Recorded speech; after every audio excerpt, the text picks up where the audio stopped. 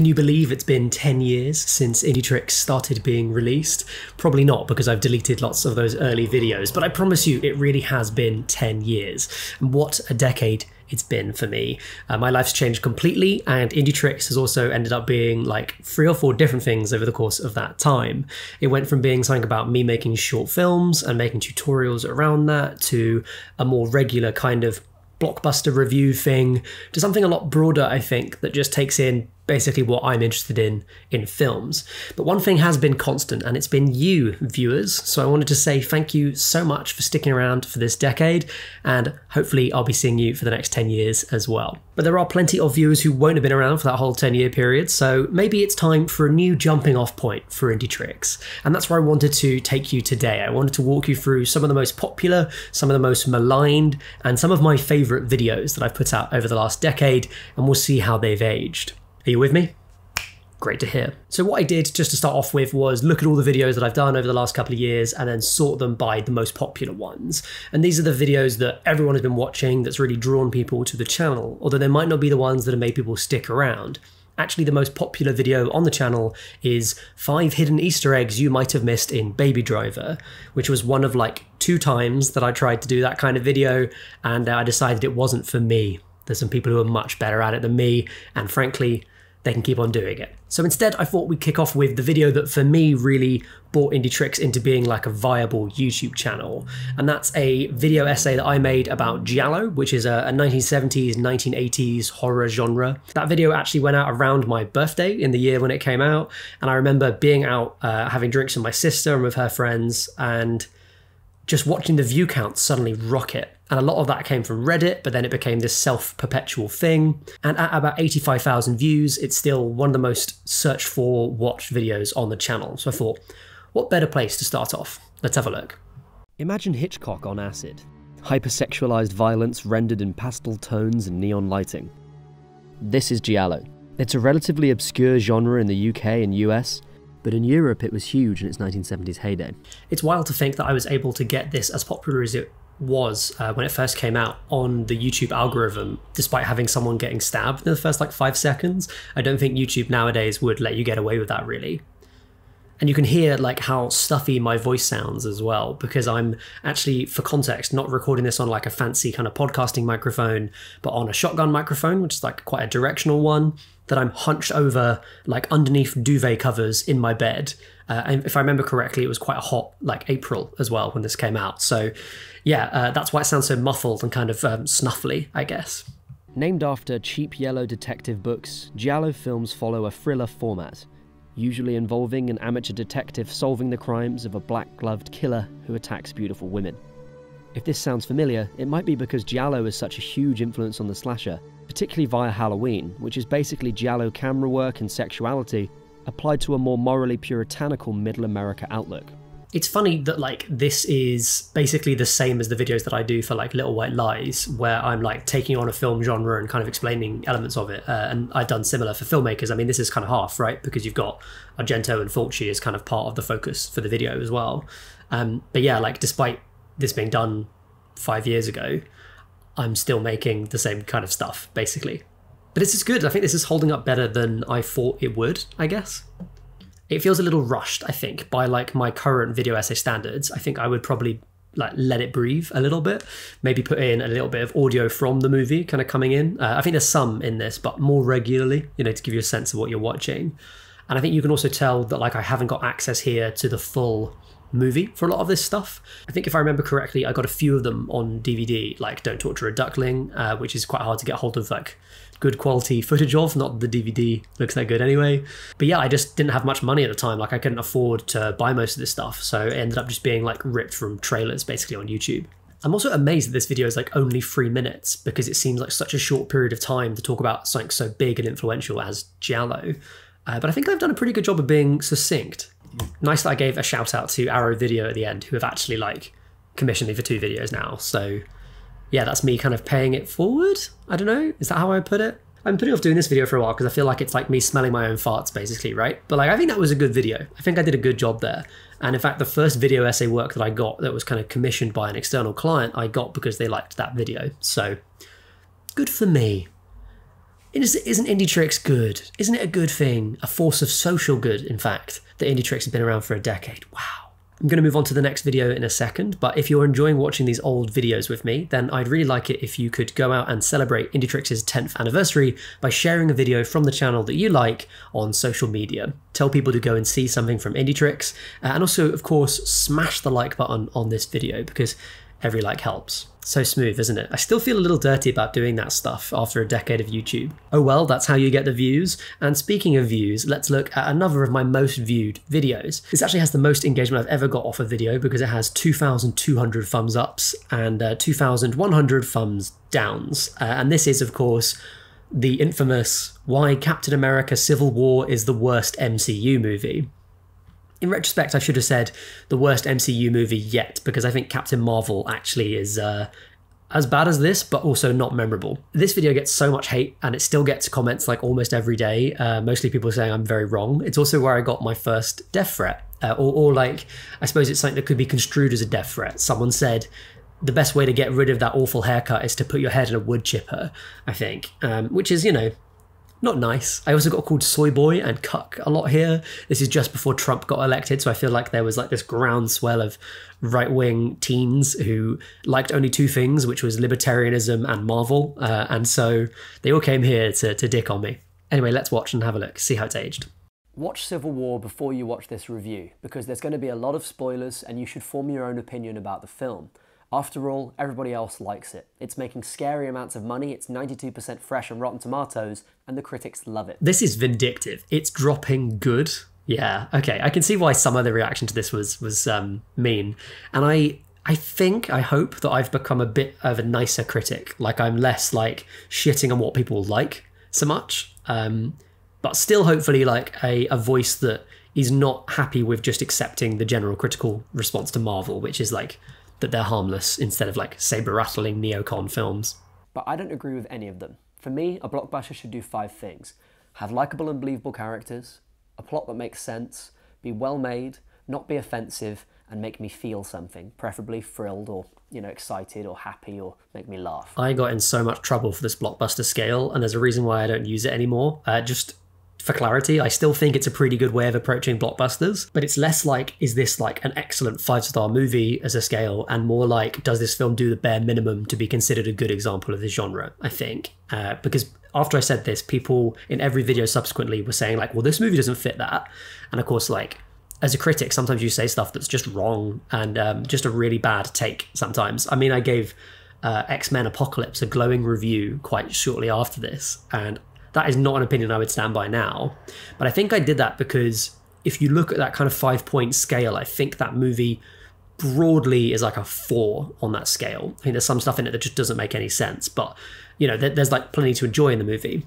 And that scale ultimately is kind of a failure to me because I think it's too forgiving, but also like feigns a sort of objectivity that it can't really fulfill. I'm apologizing a lot for this review, aren't I? It's just like, I'm so sorry that you have to watch this, but here's me quietly trying to defend it, and apparently doing a bad job. That's the old title sequence. I love that. I think that's a good old title sequence, you know. Zemo gains access to Bucky by posing as a state-approved psychiatrist, and this is discovered by Captain America around the early middle of the film. So Captain America knows this, he knows this throughout the rest of the film, and he does tell Tony a couple of times. In fact, he does it really loudly while they're at the airport. He says, it's the doctor, over and over again. But at no point do Cap or Iron Man consider just investigating the psychiatrist. I think this is a fair critique of a lot of blockbusters, but I think Marvel is kind of guilty of it, where they have these kind of plots that only function because people don't pay attention to what's actually like the connective tissue in the story. You know, we're watching something with all the genre expectation that we have around it, and so we're able to kind of fill in the blanks in a way that the characters shouldn't be able to, being inside it. I think the best example of that is like, I mean, it's a comedy example, but the 1960s Batman movie, there's a really good bit where he strings together a response to these riddles and kind of jokes left behind by the villains to realize they're all matching up with each other.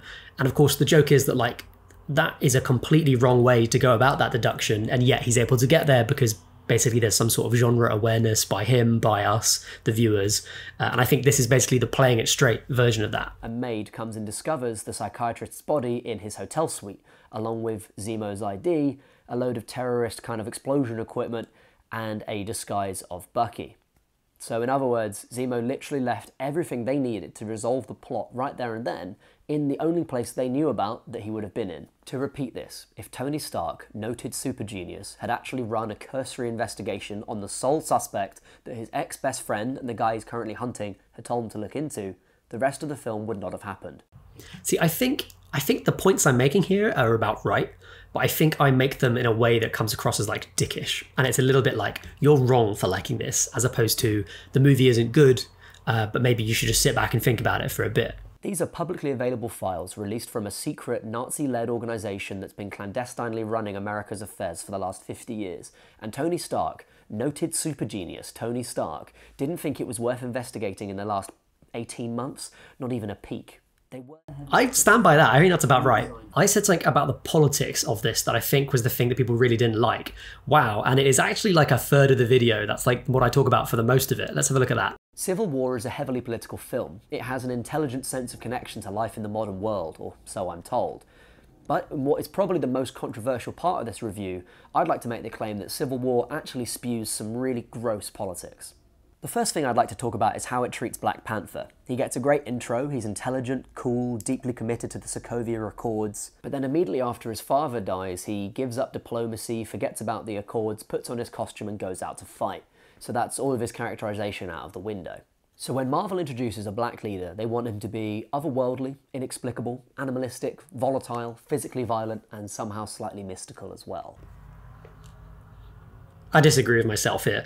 So since this, I actually have read a lot of the Black Panther comics, and I read in particular Christopher Priest's Black Panther comics that contributed to a lot of his modern characterization. I think the characterization problem is right. I think they do what they do in a lot of the Marvel movies, where they basically have a different characterization for the person in the mainstream kind of like team film they're in versus their own independent movie. So like, for instance, at the end of Age of Ultron, Thor is still this like very serious dude who's all about honor, and they basically decided that was a boring thing and people didn't like him like that. And so they just made him this like fun surfer type dude who's making lots of quips in Thor Ragnarok.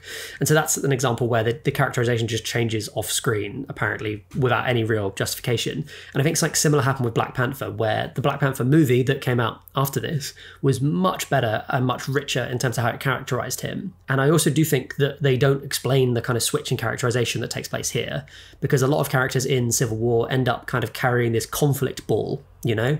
By which I mean that the movie needs them to fight, so they find a reason in the writing stage for them to fight instead of like actually justifying it in the characters or having it make sense. And to be honest, everything in the movie Black Panther tells me about the character Black Panther, about T'Challa, that he wouldn't just engage in like a random fight with people he barely knows without at least kind of finding out about what's really going on underneath it, which is kind of what happens at the end of Civil War, but I don't think he's a guy to like jump headfirst into that kind of conflict. I think it's much more to do with the fact that they wanted this movie to have not one but two characters who just suddenly started a fight because of something to do with their parents. And these, you know, super geniuses, again, weren't able to just like take 5 minutes, step back and investigate stuff before going into it. So is that humanizing? Maybe. Does it work as a story beat? I don't think so. That said, everything I say here about like him being like animalistic and otherworldly, I think is not true. I think I was kind of reaching here to point out something that I do think is in the film, which is this kind of like neoliberal might makes right kind of politics, which is, I think, all over the Marvel movies, and it's in T'Challa's portrayal as well, but I don't think it's specifically because he's a black character. That's probably enough on that. I know that's the thing that people have talked about the most in the comments here, because heavens forbid that you go to something mainstream like a movie or a video game and say, oh, I'm not sure about the portrayal of black people or women in this movie.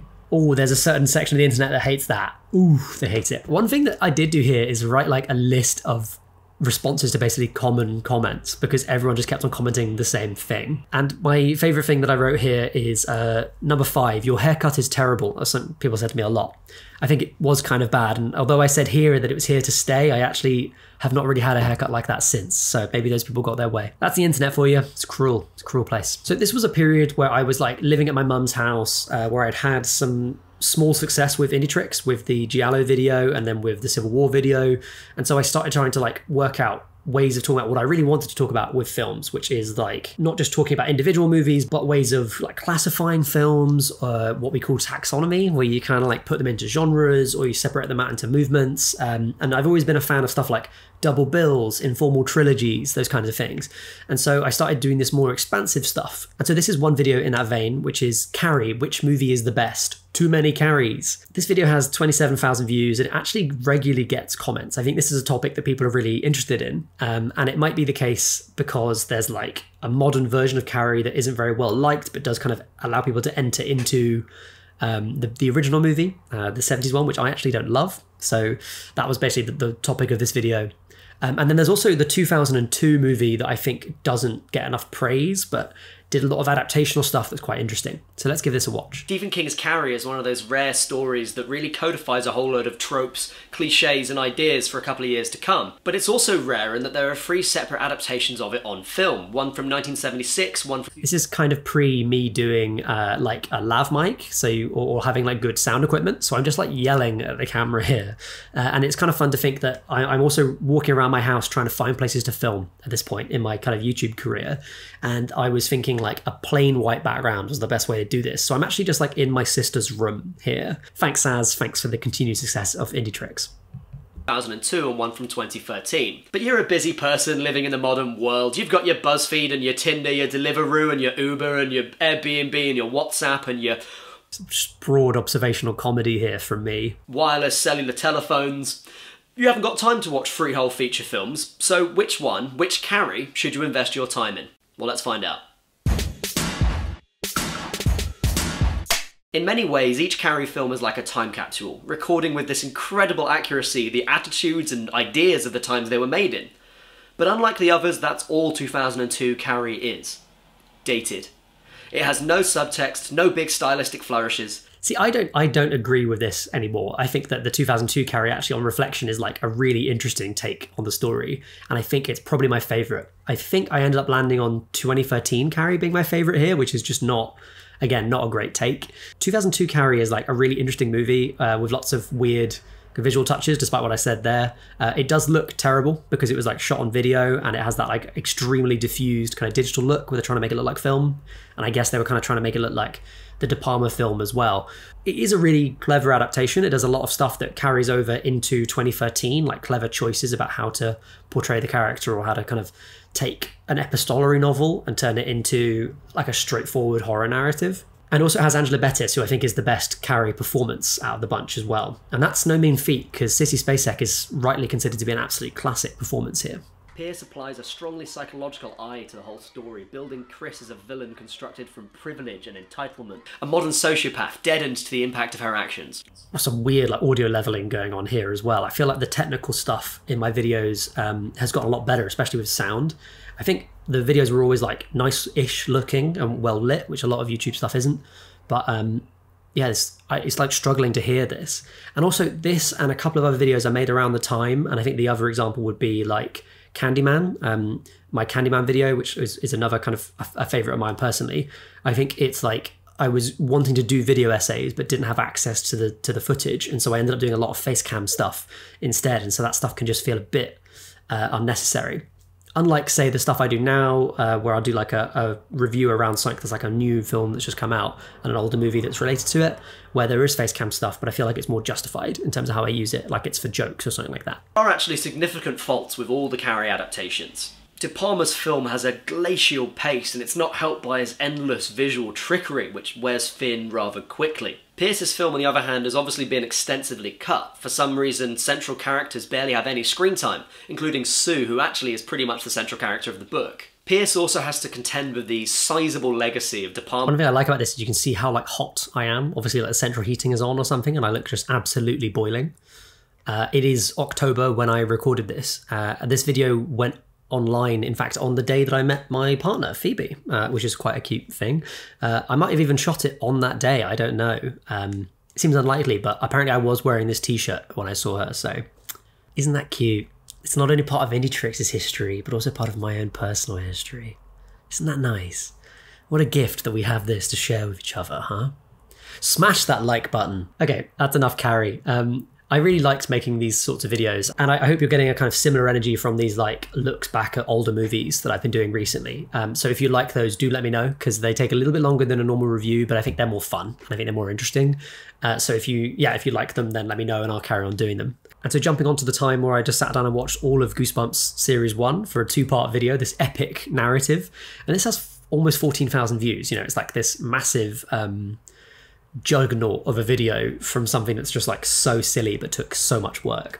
And I've always thought about going back and doing either like kind of the best of the rest of Goosebumps, because there's certainly some absolute classics, and I've seen some really good coverage of that on YouTube. So there's a channel called Pushing Up Roses, which periodically does Goosebumps videos, and they are so funny and excellent. And I also thought about doing like a similar thing for, say, like The Outer Limits, particularly the reboot, which is goofy as hell and is really funny. If only it was available on DVD in the UK, I would do that. And also for Are You Afraid of the Dark, which I think is kind of fascinating. So again, if that's something you're interested in, then let me know. I'd love to sit down and watch the rest of that stuff. But for now, let's watch me very freshly shaven for obvious reasons during this video, sitting on my mum's sofa pretending to watch Goosebumps off screen, which, just to be clear, I'm not here. This is all scripted. Not sit down to watch because even the opening terrified me. And when I saw that all of Goosebumps had been added to Netflix, I thought there's only one thing to do, which is to watch and review everything in the first series of Goosebumps. That theme song of Goosebumps, by the way, is just an absolute banger, right? So good. Probably the best theme song ever, maybe on television. Join me. It's bliss.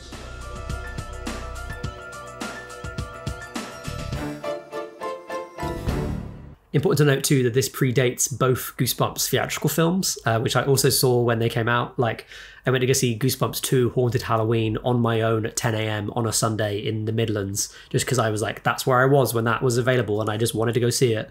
For what it's worth, I think that although those movies are fun, I think the show is the best way to kind of get Goosebumps. It's certainly more fun than reading the books, which are like interminable even for children.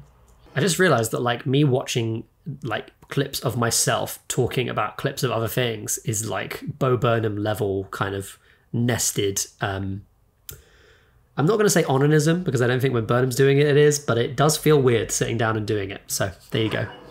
Okay, so Carly Beth is buying some masks here. Let's see what they have to offer. They've got all the classics. They've got werewolf with glasses. They've got grumpy beard lizard. Classic. That living mask shot is really cool, but I don't think it's actually as creepy as they think it is. I mean, some of them look pretty sweet. You know, I'd take some of those masks home to meet my mum. Apologize! Well, I promise you'll wish you never... This is amazing because I actually remember like all of this stuff like in very good detail. Like I remember all of these jokes very clearly and just like I'm still finding watching this Goosebumps stuff, which to be clear, like I've seen every episode in the first series of Goosebumps like 4 or 5 times. Just finding this stuff really funny, and there's something about something so goofy and sort of like, I guess the fun thing about Goosebumps is they're trying to make something scary but not actually scary, so it's supposed to have like the structure of being scary but not be scary, and I think they did a fantastic job of it, and I'm enjoying my video about that is what I'm saying. I also like these potted intros that I did for every episode because I realized like after making the video that I hadn't explained what was actually happening in like the episodes, which is really important because so much happens in all of them, and the videos just didn't make any sense unless I explained it. So it was fun to kind of go back through and attempt to do a kind of sideways potted analysis of each one of them.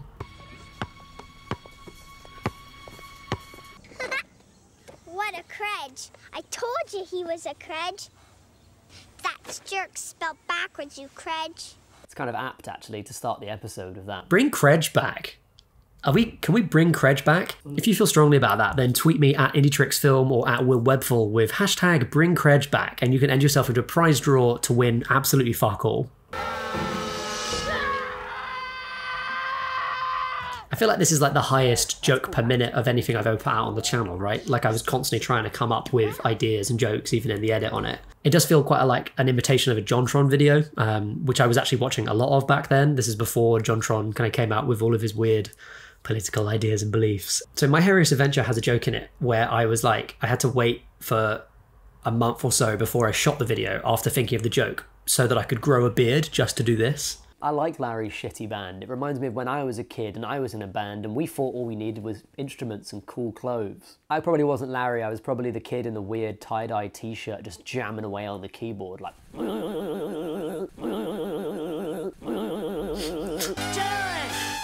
Remember how long that effect took to get right. And it must be an easier way of doing it than I did on my old computer. This is like a stunning bit of meta-narrative here. Only example of like meta-fiction in Goosebumps. Okay, there you go. I've made my own joke back to myself 5 years later. Perfect. So So I've got myself a little bit of like instant tan lotion here. Gonna give it a quick rub on my face and see what happens. This joke is so Surely stupid. I still feel like this is instant like tan lotion even I less found in a funny stranger's after the garage fact. will do exactly what I wanted to do. I feel like this joke is like even less funny after the fact. I already made it less funny in this weird execution where I'm like kind of crouched over and obviously trying not to get like shampoo on my mum's sofa or whatever. Oh my god, I've had some unexpected hair growth. And also that's like the wildest my beard ever got, right? My beard looks absolutely uncontained there. And now I'm doing it, like actually in the execution, it's not that funny.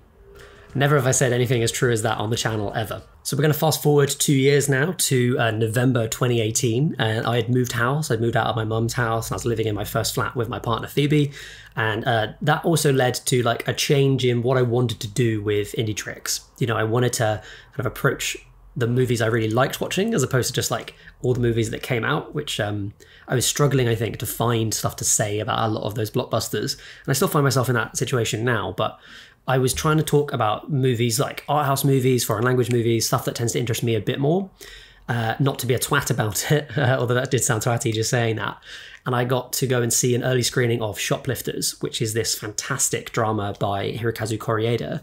And that video has actually weirdly ended up being quite popular. I don't know why exactly. Maybe there's like less English language reviews of the movie, but it's got like 23,000 views and it is constantly kind of coming up in the comments semi-regularly and always with like nice, interesting, thoughtful comments as well. Like people not just saying, hey, I don't like your haircut, and also it's fine that my favorite movie is racist, but more like, oh yeah, I really felt like I engaged with the themes and I think you did too, and thank you for making this review. So let's give a little look to the Shoplifters review.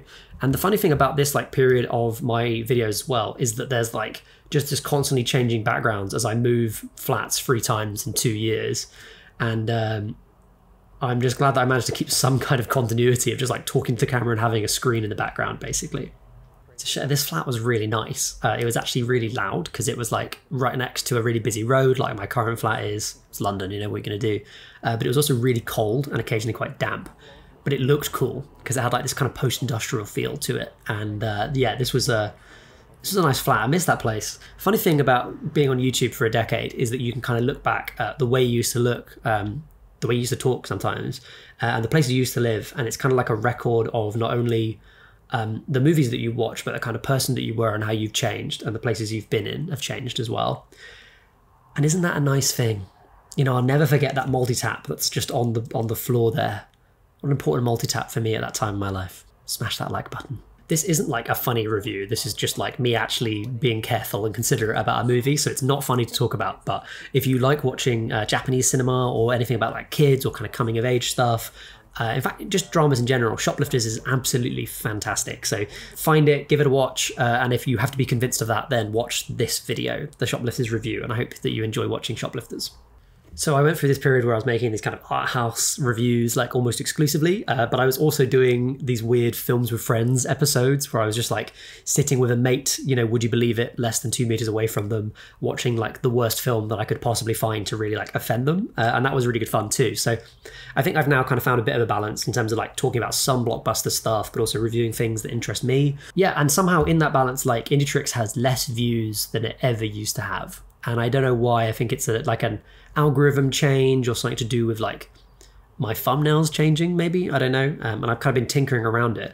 But I've noticed that review content in particular does much worse than it used to do. And funny enough, the video essay stuff hasn't done as poorly.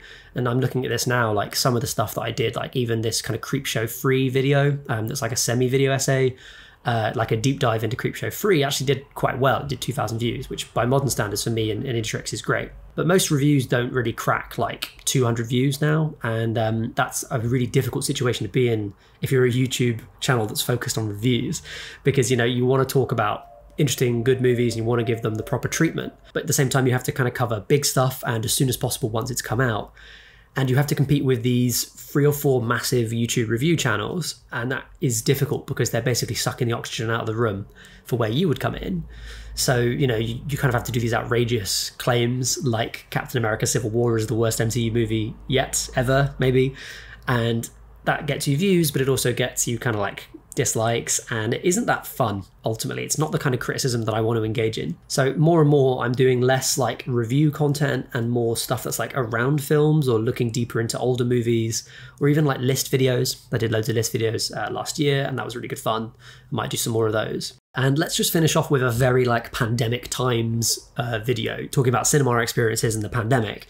This is me trying to respond to the Odeon mailing list, which sent me this immensely awful recipe for nacho cheese. And so I tried to make that and also a Tango Ice Blast, both of which like ruined me mentally and physically. As you might know, the UK has entered a second lockdown. And of course, one of the... LOL, second lockdown. We had a third lockdown in the end. Will, come on, buck up. I forgot there was even a second lockdown. We just went straight to free, I thought. Smaller parts of that is that cinemas in England and the rest of the UK, as far as I know, are now closed. However, the wizards at Odeon, the largest cinema chain in the UK, sent out an ingenious email which reached me, one of their many. I like how I didn't like light this properly or like wash my hair even, it seems, to make this video. It seems very disrespectful to the good kind people at the Odeon marketing mailing list. To half-ass this kind of simulacrum of a vital arts experience that I'm being forced into by a global pandemic, I'm also going to be making the Tango Ice Blast, a humble drink that non-Brits might recognise as kind of like a slushie, but a bit more shit. So I'm just gonna turn on the hob. That's a little tip for you cooks at home. This is the recipe that Odeon sent to me, right? And it's a bit of a weird email. This is like so peak pandemic content, isn't it? It's just me at home, like looking at recipes and trying to work out how to feel something for a bit in a barely movie adjacent way. That much fucking cream. I do so much like water related content about like staying hydrated in my videos as well. I never even realized until we sat here and watched this. And actually just now, like I was making a hydration joke to the camera that I probably won't use in the final edit. So. And then it's basically like a roux. You're basically making a roux. So let's give that a crack and see. And you notice that I've done like a nice little Nigella back here. I've done a Nigella, fucking hell. I think Nigella would feel really rough if she saw this and saw me referring to it as that. Yeah. Do like an incredulous face looking at the thumbnail. Look at me. That's fun. That's fun. Do less of the face. The other thing that makes this like perfectly pandemic-y is that my partner is like just gone completely mad with me. Shout out to all those people who joined the channel looking at my nice, like carefully made how to make a video essay content, and now just watching this chaotic shit happen. Maybe this is why I get less views, because I make like a carefully considered project and then I just fucking make this awful cheese. That's probably it. Yeah. Sounds about right, actually. The algorithm loves consistency. It doesn't want experimentation. It wants you to daily upload the same content every time, and that's it. And you ought not to be doing. I mean, you ought not to be doing this ever in any recorded format, but in particular not on YouTube. You're just too good to eat cheese. This is just like me having descended completely into madness, just like softly singing to myself and shit. I think that's a good spot to end this on. And I want to say thank you for watching this video. Thank you for sticking around and watching 10 whole years of Indietrix, which I still can't really believe. And I hope that you enjoy sticking around for the next decade as well. And if you want to join in this Indietrix anniversary celebration, I'd love it if you shared one of your favorite videos from the channel on social media like Twitter or Instagram, tag me in it and say hello. And just really like spread the word about the channel a bit, because it's always good to have more eyes on my content. That's it from me, but as ever, have a good one and bye for now.